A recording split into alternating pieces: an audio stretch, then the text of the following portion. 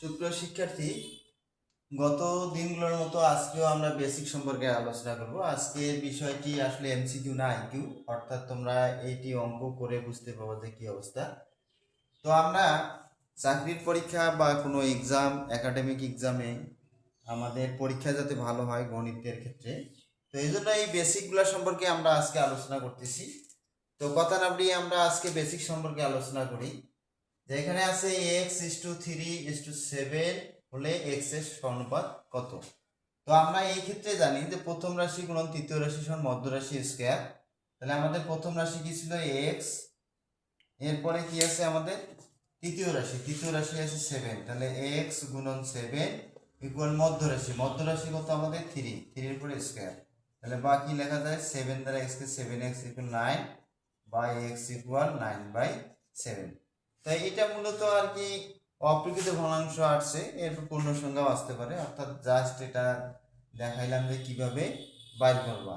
তাহলে মধ্যরাশি কি হবে আমাদের মধ্যরাশি, যেহেতু এখানে স্কয়ার মধ্যরাশি স্কয়ার ছিল এই জন্য 3 থেকে 9 হলো।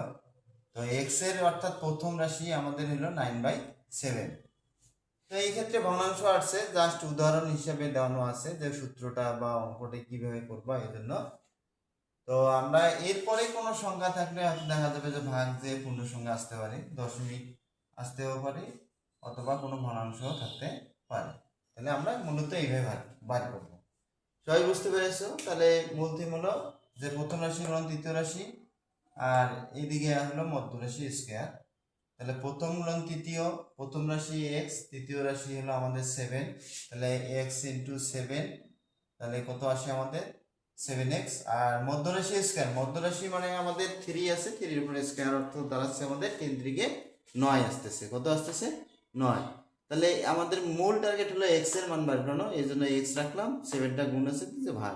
তাহলে মূলত x এর কাঙ্ক্ষিত মান হলো 9/7, 9/7। আচ্ছা, এরপরে আমরা 2 নম্বর কোশ্চেনটি সমাধান করার চেষ্টা করব। তো 2 নম্বর কোশ্চেনে আমাদের আছে, 2 নম্বরে আছে যে 5টি সংখ্যার গড় 35, 4টি সংখ্যার মোট যোগফল 155 হলে ওই 5টি সংখ্যার পঞ্চম বা অবশিষ্ট সংখ্যাটি কত হবে। অর্থাৎ আমাদের 5টি সংখ্যা, সেটা হইতে পারে 20, 25, 50, এইভাবে এলোমেলো আকারে আমাদের কিছু সংখ্যা আছে। এই সংখ্যাগুলো কি যোগ করে আমাদের ফলাফল আসছে কত, সংখ্যা 5টির মধ্যে 4টির যোগফল করে আসছে আমাদের 155। তাহলে 5টি সংখ্যার মধ্যে কয়টি? 4টি। এটা হইতে পারে তৃতীয় সংখ্যা ছাড়া, পঞ্চম সংখ্যা ছাড়া যে বাকি 4টি আছে, হইতে পারে দ্বিতীয় সংখ্যা, হইতে পারে প্রথম সংখ্যা ছাড়া বাকি 4টি, অর্থাৎ 5টি সংখ্যার মধ্যে যে কোনো 4টি সংখ্যার যোগফল আমাদের 155 আছে। 155 থাকলো। এরপর বলা আছে 35 হলো গড়। তাহলে মোট, তাহলে কি হবে, যদি গড় থেকে মোট করি আমরা অবশ্যই গড় ইন্টু, তাহলে কি হবে মোট সংখ্যা। তাহলে আমরা যোগফল সমান কি পাবো, এই যে যোগফল সমান আমরা পাবো, যোগফল সমান পাবো আমরা গড় গুণন কি সংখ্যা, মোট সংখ্যা পাবো। তাহলে মোট সংখ্যা এখানে কয়টি? তো সংখ্যা 5টি, এজন্য 5 দ্বারা গুণ, গড় কত 5, সরি 35, 35 কে সংখ্যা হলো 5টি, এজন্য 5 গুণ 5 × 5 = 25, হাতে থাকলো কত 2, 3 × 5 = 15, 2 = 17। তাহলে 175 আসলো। কত আসলো? 75। তাহলে 75 পাইলাম যে 5টি সংখ্যার মোট, মানে 5টি সংখ্যার মোট কত ছিল? 175। তাহলে 175 লিখলাম। তাহলে আমাদের অবশিষ্ট, অর্থাৎ এই 175 মধ্যে আছে আমাদের 5টি সংখ্যা। কয়টি সংখ্যা আছে? 5টি। বাট 155 এর মধ্যে আছে 4টি। কয়টি আছে? 4টি। তাহলে অতএব অবশিষ্ট বা পঞ্চম বা প্রথম যেটাই থাক না কেন, আমরা তখন মোট 175 থেকে 100 বাদ দিব, 155 বাদ দিব, 155 বাদ দিব। তাহলে বিয়োগ করি, 5 আছে 5 করতে 0, কত হবে আমাদের 0, 5 আছে 7 মিলাতে 2 থাকতেছে 1, 1, 0। তাহলে কত আসতেছে আমাদের? 20 আসতেছে। কত হবে? 20। তাহলে এই যে অঙ্কটি, এই ক্ষেত্রে হবে আমাদের 20 আসবে। ঠিক আছে? কত আসবে? তাহলে পঞ্চম বা অবশিষ্ট সংখ্যা বা টেকনিকে তোমাদের বলতে পারে দ্বিতীয় সংখ্যাটি কত, কত সংখ্যা? দ্বিতীয়টি চাইতে পারে, তৃতীয়টি চাইতে পারে, প্রথমটি চাইতে পারে। তাহলে আমাদের মনে রাখতে হবে যে আসলে 5টি ছিল, গড় থেকে মোট বার করলাম, গড় ইন্টু মোট সংখ্যা 5টি, 5 দ্বারা গুণ করে 175। তো এরপরে আমরা 4টি সংখ্যার যেহেতু পাইছি, 4টি সংখ্যার 155 বাদ গেলে, অর্থাৎ 5টার থেকে 4টি সংখ্যার যোগফল বাদ গেলে আর অবশিষ্ট 20 হচ্ছে অবশিষ্ট বা পঞ্চম বা যে কোনো একটি টেকনিকে বলতে পারে যে দ্বিতীয় সংখ্যাটি কত। তাহলে আমাদের উত্তর হবে 20 হবে। কত হবে? 20। আশা করি সবাই বুঝতে পেরেছো। এরপরে আবার পরবর্তী আমাদের কি আছে, যে এইখানে আছে যে x⁻³ - 7। তাহলে আমরা কি করব, এই যে x হলো চলক, এটা হলো ভিত্তি, আর এটা হলো সূচক, -7 এটা হলো সূচক। তাহলে পাওয়ারের পর পাওয়ার থাকলে মনে রাখতে হবে গুণ হবে। কি হবে?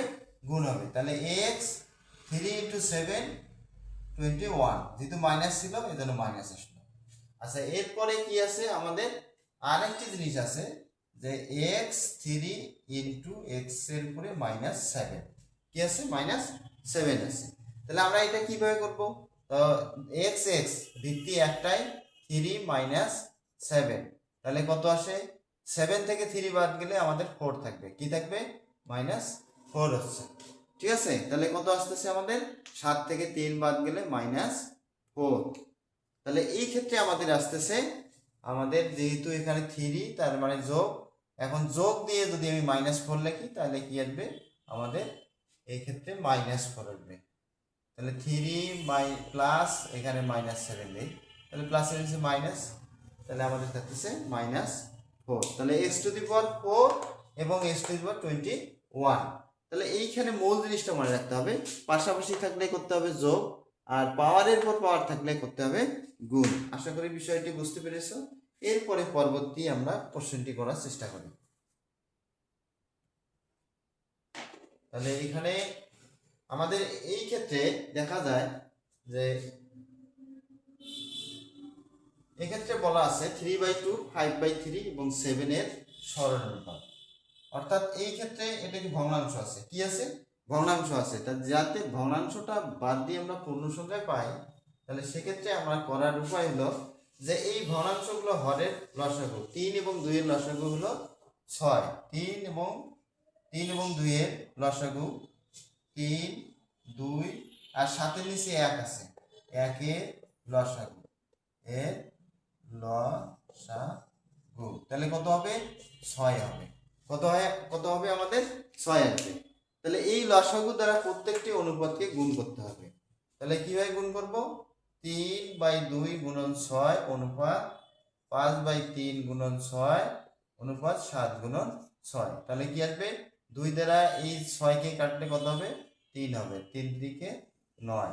এরপর কি আছে আমাদের? এরপর আছে 3 দ্বারা 6 কে কাটবো, 3 × 2 = 6, তাহলে 5 আর 2 গুণ করলে 10 হবে এবং 6 × 7 = 42 হবে। তাহলে মূল থিম হলো যে আমরা সর্বদাই মনে রাখবো যে যদি ভগ্নাংশ হয়, কি হয় আমাদের? ভগ্নাংশ, সেই অনুপাতগুলোর ক্ষেত্রে হরগুলোর লসাগু করতে হবে। কি করতে হবে? হরগুলোর লসাগু। এই লসাগু দ্বারা প্রত্যেকটি অনুপাতকে গুণ। তাহলে 6 লসাগু, 2 দ্বারা এখন 6 কে কাটাকাটি করলে 3 আসতেছে, 3 দ্বারা 9, 3 3 = 9। এরপর 3 দ্বারা 6 কে কাটলে 2 হয়, 5 2 = 10 হয়, 6 7 = 42। তাহলে 9:10 অনুপাত 42। আশা করি তোমরা বুঝতে পেরেছো। এরপর সর্বশেষ যে কোশ্চেনটি, এটি হলো একটি ত্রিভুজের, আমরা কোশ্চেনগুলো দেখে নেই। আচ্ছা, এখন আমরা সর্বশেষ প্রশ্নটি করব যে একটি ত্রিভুজের বাহুগুলোর অনুপাত। তাহলে বাহুগুলোর অনুপাত কত আছে? 4:6 অনুপাত ক বলছে। তাহলে ক এর মান, অর্থাৎ দুটি বাহুর অনুপাত দেওয়া আছে, অপর যে বাহু এই বাহুটার অনুপাত দেওয়া নেই। অর্থাৎ একটি ত্রিভুজের 3টাই বাহু থাকে। কয়টি? এই যে একটা ত্রিভুজ, এটা যে কোনো একটা ত্রিভুজ হইতে পারে, বিষমবাহু হইতে পারে, সমবাহু হইতে পারে, স্থূলকোণী হইতে পারে। তো what type of triangle it has no matter, but আমরা ফাইন্ড আউট করব যে এখানে আমাদের যে 1 2 3, তাহলে একটি ত্রিভুজের কয়টি বাহু থাকে? 3টি থাকে। কয়টি থাকে? 3টি। তাহলে 3টির মধ্যে আমরা দেখছি যে এখানে 2টি আর একটি নাই। তাহলে এইটির শর্ত হলো, ত্রিভুজের শর্ত আমরা মনে রাখবো, ত্রিভুজের শর্ত হলো দুইটি বাহুর যোগফল, দুইটি বাহুর যোগফল, যোগফল গ্রেটার দেন অপর বাহু, অপর বাহু। তাহলে কি দাঁড়ালো যে যে কোনো দুইটা বাহুর যোগফল কি হবে, যে ওই যে কোনো একটা ত্রিভুজের যে কোনো দুইটি বাহুর যোগফল, সেটা বড়টা নিতে পারো ছোট নিতে পারো, যোগফলটা আরেকটি যে বাহু থাকবে তার চেয়ে বড় হবে। কি হবে? তার চেয়ে বড় হবে। তাহলে আরেকটি শর্ত হলো যে দুইটি বাহুর বিয়োগফল, দুইটি বাহুর অন্তর বা বিয়োগফল, দুইটি বাহুর অন্তর মানে বিয়োগ, দুইটি বাহুর অন্তর লেস দেন অপর বাহু, অপর বাহু। তাহলে আমাদের কি হবে? তাহলে এক্ষেত্রে কি 4 আর এখানে কি আছে 4 আর 6 যোগ করি যদি, তাহলে প্রথম শর্ত 4 আর 6 যোগ করলে কত হবে? গ্রেটার দেন কি হবে? অপর বাহু। 4 4 10, তাহলে 10-এর চেয়ে ছোট 9 নিতে পারি, আমরা নিতে পারি 7 নিতে পারি, এরপর নিতে পারি কত নিব? 8 নিব। এই যে তিনটি পরিমাপ নেওয়া যাবে। এই কত নেওয়া যাবে আমাদের? তাহলে 4 আর এখানে 6 যোগ করলে 10, তাহলে এই 10-এর চেয়ে কি হবে? 10টা অপর যে বাহু ধরবা তার চেয়ে কি হবে? বড় হবে। তাহলে এখন 9 যদি ধরি, তাহলে 9-এর চেয়ে 10 বড়, তাহলে নেওয়া যাবে 7 বড়, নেওয়া যাবে 8 নেওয়া যাবে। এরপর যদি আমরা 3ও ধরি, 3 ধরলাম, কত দিলাম? 3 সে, তাহলে 4 আর 3 7, 6-এর চেয়ে কি হলো? বড় হলো। 4 3 7, 6-এর চেয়ে বড়। যদি বিয়োগ করি তাহলে 1 হবে, একটা কি হবে? 6-এর চেয়ে কি হবে? 6টাই বড় থাকবে। কি থাকবে? 6-এর চেয়ে বড় থাকবে। তাহলে মূল থিম হলো যে আমাদের দেখতে হবে বাহু দুটার যোগফল অপর বাহুর চেয়ে বড় কিনা, অপশন কয়ে ক্ষয়ে সব অপশনগুলো দেখতে হবে। যে কন্ডিশন দুটার মধ্যে যদি ঠিক থাকে, দুইটি বাহুর যোগফল যে অ্যান্সারটা আছে ওই অ্যান্সারটা কি হবে? তার চেয়ে বাহু দুটার যোগফল বড় হবে। আবার দুই বাহুর অন্তর এবং বিয়োগ করলে যে অপশনটা থাকবে সেই অপশনের চেয়ে ছোট হবে, বিয়োগফলটা হবে ছোট, যোগফলটা হবে বড়। তো আশা করি সবাই বুঝতে পেরেছো। এরপরে আবারও অন্য কোনো ভিডিও নিয়ে কথা হবে। সবাইকে অশেষ ধন্যবাদ।